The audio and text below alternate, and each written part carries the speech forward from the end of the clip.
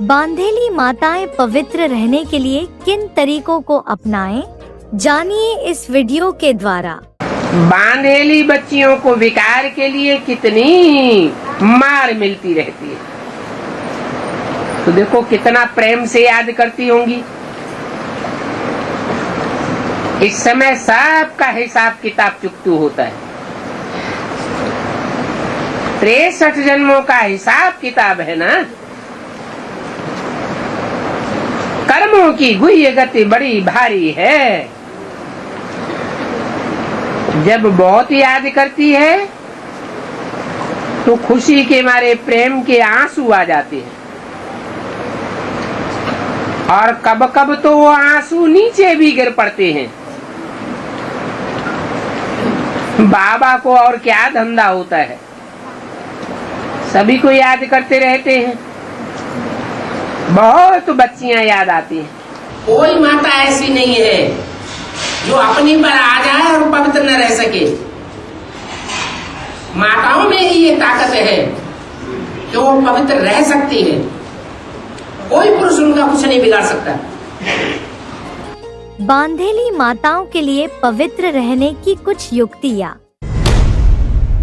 बांधेली हूँ मुरली में बोला, ऐसा कौन कहती है?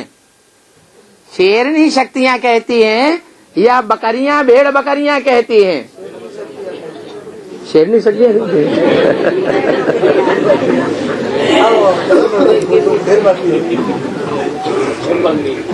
जो भेड़ बकरी हैं वो कहती हैं बांधेली हूँ। नहीं तो लौकिक दुनिया में एक चरित्र बहुत प्रसिद्ध है माताओं का। कौन सा चरित्र? त्रिया चरित्रम पुरुषस्य भाग्यम दैवो न जानाति कुतो मनुष्य। अरे त्रिया चरित्र से तो देवताएं भी हार गए, तो ये पति क्या चीज है? प्यार से पेश नहीं आओगी और बल तुम्हारे शरीर में है नहीं तो तुम और मार खाओ। तो प्यार से तो क्या बुलाए हो? बहुत नजारी से हाथ जोड़ो, पांव पड़ो। अभी हम क्या करें? हमको भगवान बाप कहते हैं कि काम महाशत्रु है। वो पूछेंगे तुम्हें कैसे कहते हैं? अरे हमको साक्षात्कार होते हैं तो भगवान हमसे कहते हैं काम महाशत्रु। और देखो तुमने गीता भी पढ़ी है, उसमें लिखा भी है काम महाशत्रु है। काम क्रोध बड़े दुश्मन हैं। अच्छा, ये भी तो देखते हो कि पतित पवित्र के आगे देखो माथा झुकाते रहते हैं। तो तुम पवित्र बनती हो और वो पतित बनते हैं, तो अंजाम क्या होगा पता चला है? क्या अंजाम होगा कि आगे आने वाला जो समय है इसी जिंदगी में वो तुम्हारे पांव पड़ेंगे, माथा झुकाएंगे। तो उनको बताओ अभी हमको आवाज आती है। तो ये युक्ति है, क्या है? झूठ बोलना नहीं है, ये युक्ति है। क्योंकि युक्तियां भी तो चाहिए ना किसी को हाथ में करने के लिए। तो ये युक्तियां बहुत चाहिए। तुमको बहुत ही हाथ जोड़ना पड़ेगा, कि मानना पड़ेगा, ये करना पड़ेगा जो उनको तुम्हारे ऊपर तरस आ जाए। कोई कुछ भी ये तुमको मारते हैं, मानो बहुत ही मारते हैं ना। तो ये तो जैसे काम कटारी चलाते हैं, जैसे खून करते हैं।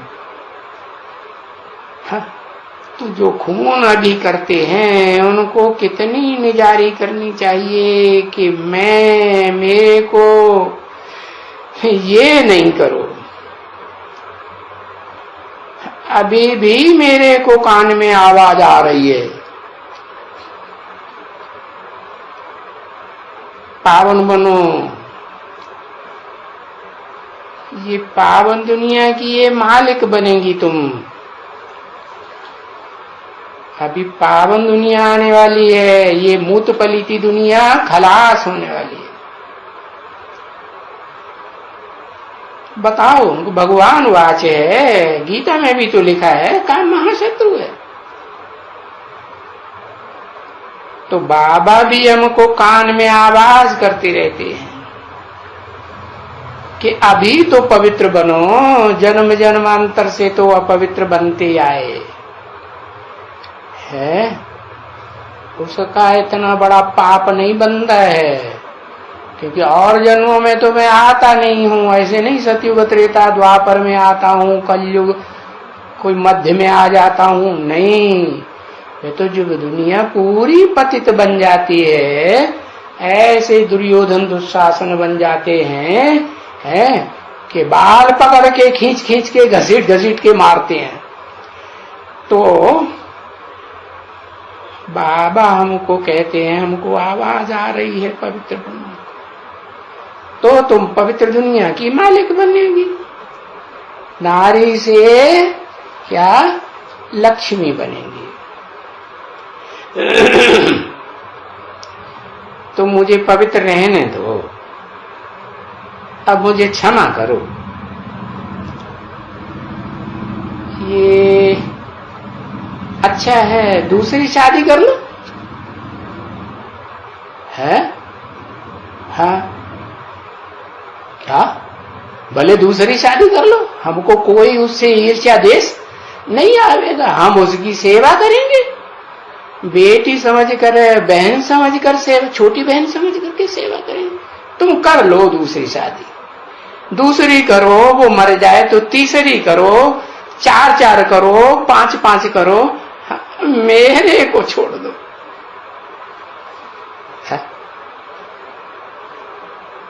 तुम्हें जो शूटिंग करनी हो तो तुम करो। क्या अंदर अंदर समझेगी क्या ये तो ऐसी शूटिंग कर रहा है, ज्ञान भी मेरे से बहुत सुनता रहता है, मैं तो भू भू करती रहती हूँ। तो मैं बताती रहती हूँ कि इस्लामी जो होता है वो 4-4, 5-5 बीवियां रखते हैं। तो भले तुम रखो, मेरे को मत छोड़ो। तो निजारी चाहिए है, प्रेम से, सो भी, क्योंकि जो काम विकार है ये बड़ा राक्षस है, क्या बड़ा शत्रु है। तो जिसके तन में शिव प्रवेश करता है उस तन का सहयोग देती है? क्यों नहीं देती? क्योंकि तो पहले ही उसको सरेंडर कर दिया। क्योंकि दुर्योधन दुशासन ने डायरेक्शन दिया कि मुझे तो दुर्योधन दुशासनगिरी करनी है। उस माता को पसंद नहीं, उसको क्या पसंद है? पवित्रता पसंद है। जब भगवान की बात बुद्धि में बैठ जाती है तो आदमी क्या चाहता है, वो माताएं क्या चाहती है, हम पवित्र रहें या अपवित्र बन जाएं? हैं? भगवान के प्रति हमारी बुद्धि जाए, यही तो चाहती ना। तो वो जो आत्मा है दूसरी, जिसे कहते हैं ब्रह्मा से क्या बन जाती, इसी जन्म में इसी शरीर से विष्णु बन जाती है। तो वो जो तीसरी है तो वो तो गई, भले डायरेक्ट मां का बन गई, बीज रूप बाप का सामने आने वाला हो गया, आदि में भी गया तो अंत में भी गया। लेकिन जो दूसरी है वो दो तरफा की खींच हुई। एक वो जो जिसे जगदम्बा कहा, धरणी कहा है ना, वो पृथ्वी माता कहा, वो पृथ्वी माता भी उधर चली गई है। और जो लौकिक संबंध है वो तो दोनों मिलकर के एक हो गए। और उसने पहले ही उसकी सेवा शुश्रूषा करना शुरू कर दिया था। किसकी? जिसको घर में पाला कि मैं से बहन बना के रखूंगी, अपनी छोटी बहन, अपनी बच्ची बना के रखूंगी, मैं सेवा करूंगी। जैसो बाबा ने डायरेक्शन दिया ना मुरली में, क्या डायरेक्शन दिया? क्या तुम्हारा पति नहीं मानता है तो तुम कहो तुम दूसरी शादी कर लो, मैं उसकी सेवा करूंगी, सेवा करूंगी, ओबीडिएंट सर्वेंट बन के रहूंगी। तो वो तो संस्कार पड़े हुए हैं पहले से।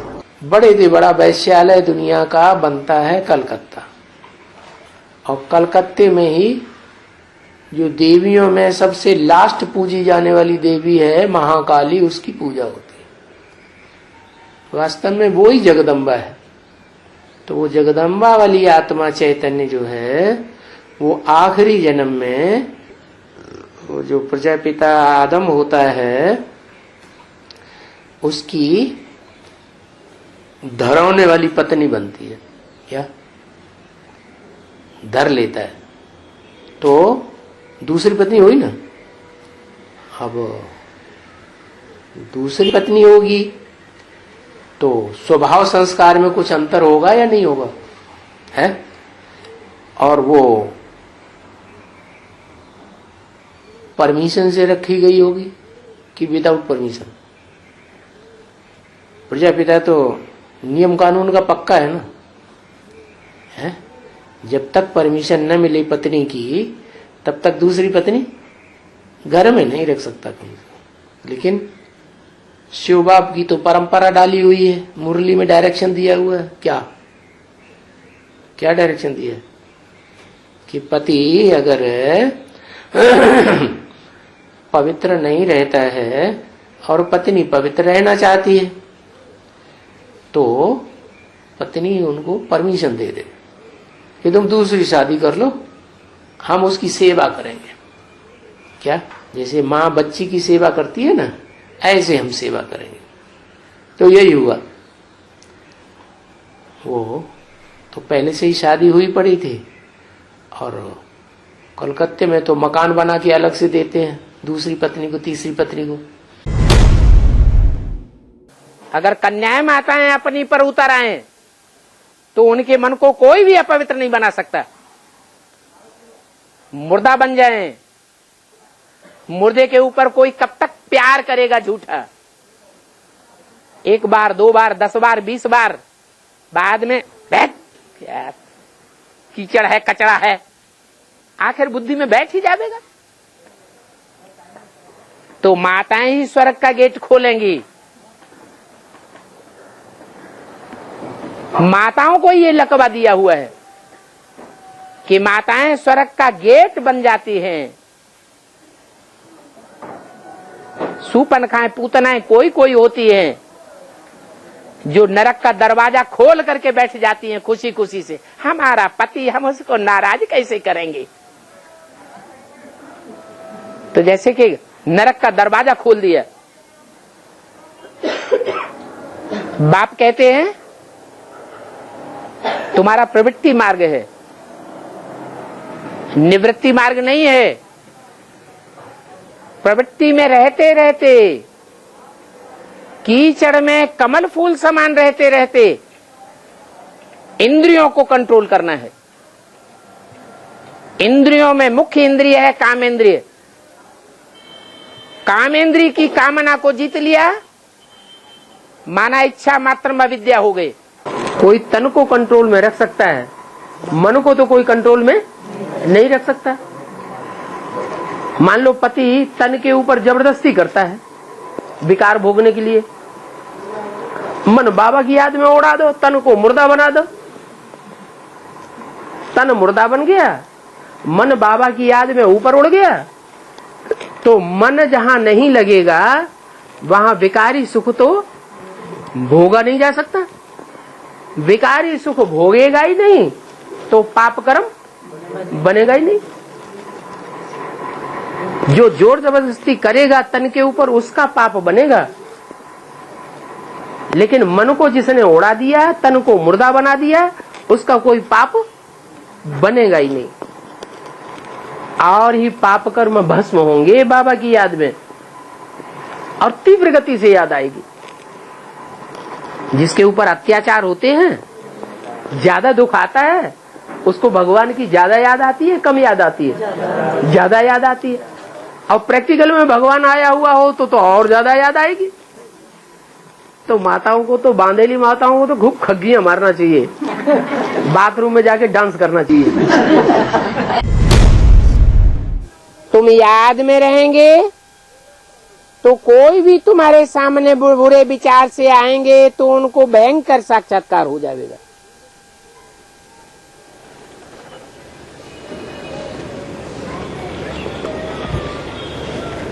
ऐसा भयंकर साक्षात्कार होगा जो देखते ही झट भाग जाएंगे।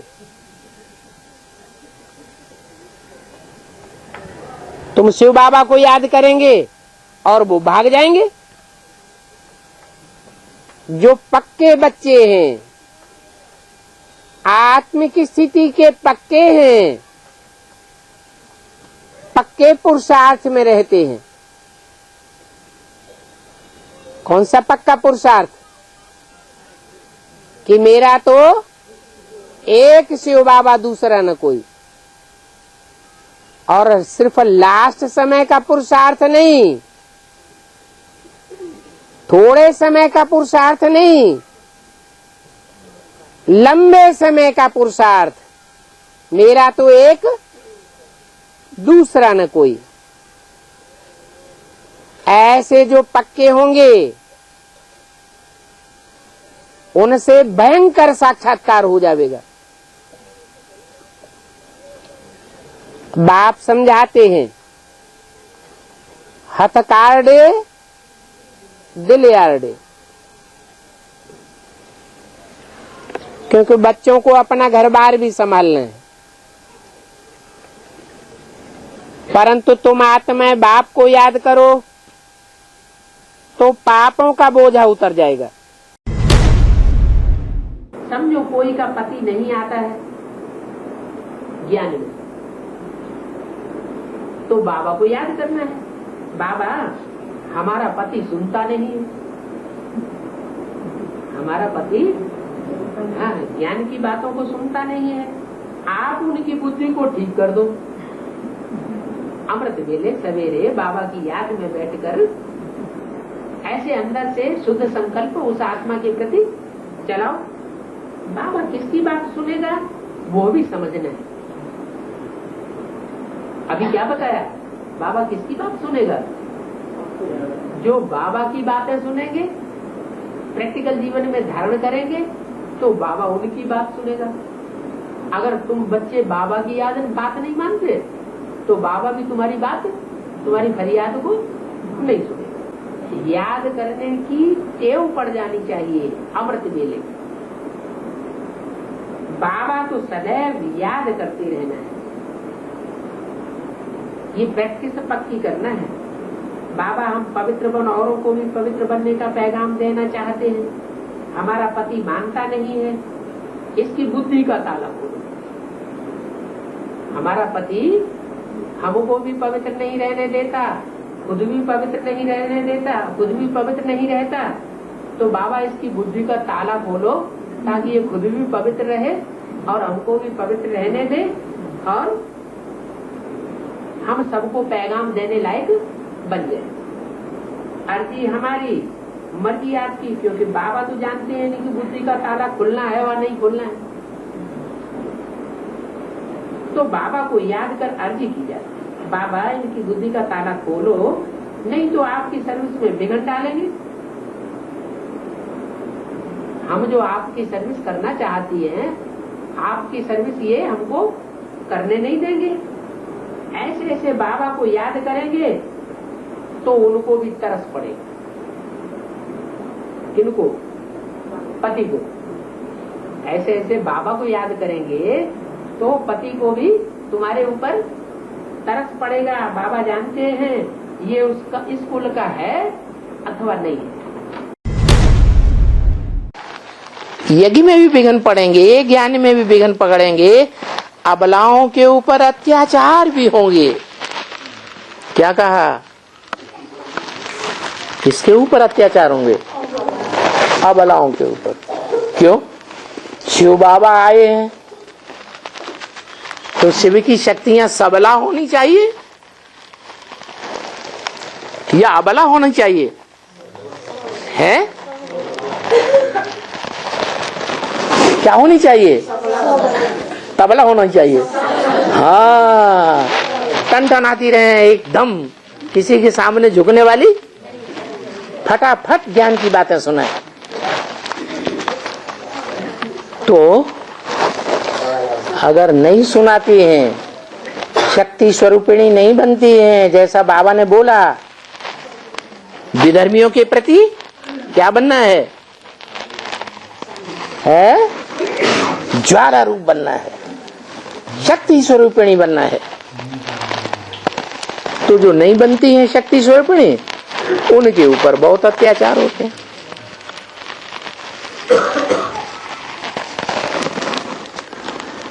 यज्ञ के आदि में एडवांस में कौन सी माता निकली थी? एडवांस में दिल्ली में पुष्पा माता। पति बहुत ज्यादा बिघन डालता था, ये नहीं करना, वो नहीं करना, यहाँ नहीं जाना, वहां नहीं जाना। तो क्या किया उन्होंने? अबला बन गई है, सबला बन गई, कोर्ट में चढ़ गई। ये हमको धार्मिक स्वतंत्रता बिल्कुल नहीं देता। हमारा जन्म सिद्ध अधिकार है, सरकार से भी ये अधिकार मिला हुआ है। क्या?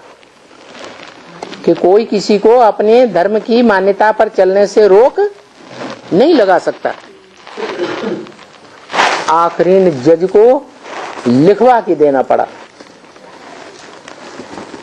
उसके पति से,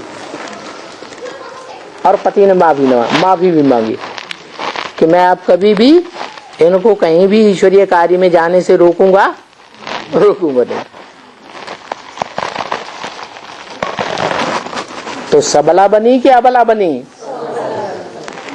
सबला बनते हैं तो अत्याचार होते हैं, या अबला बनते हैं, बांधेली बनते हैं तो अत्याचार होते हैं? आ माने नहीं, बला माने बलवान। जो बलहीन बनते हैं उनके ऊपर अत्याचार होते हैं। बांधेली माताओं के बंधन कब छूटेंगे? बांधेली आत्मा हूँ, अकेली हूँ। बाबा आते हैं तो आने के लिए नहीं मिलता है, मैं बहुत दूर हूँ, टाइम पर नहीं आती हूँ। संगठन में बाबा से मिल ही नहीं पाती हूँ, तो क्या करूं? कैसा भी साधन मेरे पास नहीं है। क्या ये बात सच्ची है? है? क्या सच्ची है फिर? है? कोई बात नहीं। हाँ, तन को बांध सकता है, धन को बांध सकता है, मित्र संबंधियों को भी बांध सकता है, लेकिन मन को तो कोई नहीं बांध सकता। और बांधेली माताओं की एक ही विशेषता बताई है, क्या? कि औरों का मन भटकेगा, लेकिन बांधेली माताओं का मन कम भटकता है। उनकी बुद्धि की एकाग्रता ज्यादा होती है। तो जो शिफ्ट है, जो विशेषता है बांधेली माताओं के पास, जो शक्ति मन की है, उस मन की शक्ति को काम में लाना चाहिए या नहीं लाना चाहिए? लाना चाहिए। वो एक ही बात पक्की कर दें तो जल्दी से जल्दी सारे बंधन टूट जाएंगे। कैसे टूट जाएंगे? कोई मिसाल दो। जैसे आदि में हुआ वैसे अंत में भी होने वाला है। हाँ, हिंदुस्तान पाकिस्तान का बंटवारा हुआ और जितनी भी बांधेलियां कन्याएं माताएं थीं, 7-7 तालों के अंदर उनको बंद करके रखा हुआ था, वो भी छूट गई।